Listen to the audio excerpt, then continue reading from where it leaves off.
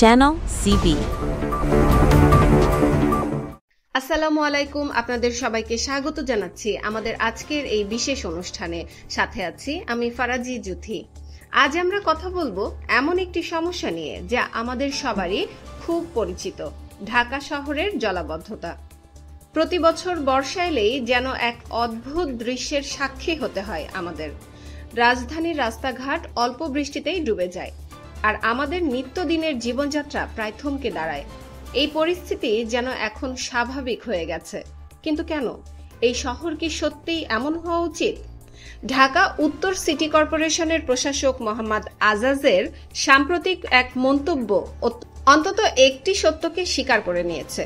তিনি বলেছেন, বছরের পর বছর ধরে চলা অবহেলা, অপরিকল্পিত নগরায়ন এবং পরিবেশকে উপেক্ষা করে শুধুমাত্র শিল্পায়নের উপর জোর দেওয়ার কারণেই এই অবস্থা।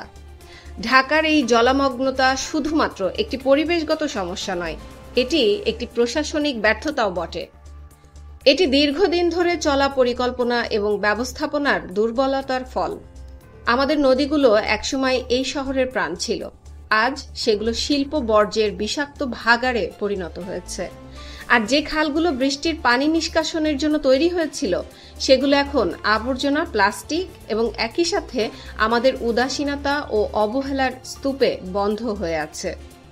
এটা ঠিক যে এই সমস্যার সমাধান রাতারাতি হবে না, কিন্তু এর মানে এই নয় যে আমরা বসে থাকব। এখন প্রয়োজন একটি সুদূর প্রসারী ও সমন্বিত পরিকল্পনা। হয়তো মনে হতে পারে এই শহরকে বাঁচানো অসম্ভব, কিন্তু এই কাজটি আমাদের করতেই হবে। আর এর শুরুটা হতে হবে বাজেট ব্যবস্থাপনায় স্বচ্ছতা দিয়ে, কাজের ক্ষেত্রে জবাবদিহিতা নিশ্চিত করে এবং সর্বোপরি সুনির্দিষ্ট পদক্ষেপ নেওয়ার জন্য জরুরি একটি মনোভাব নিয়ে। ঢাকার নাগরিকদের একটি কার্যক্রম শহর পাওয়ার সব অধিকার রয়েছে, এমন একটি শহর যেখানে সামান্য বৃষ্টিতেই ডুবে যাবে না। আজ এ পর্যন্তই। আমরা আশা করব এই বার্তাটি সঠিক কর্তৃপক্ষের কাছে পৌঁছবে। আমাদের সাথে থাকুন। ধন্যবাদ।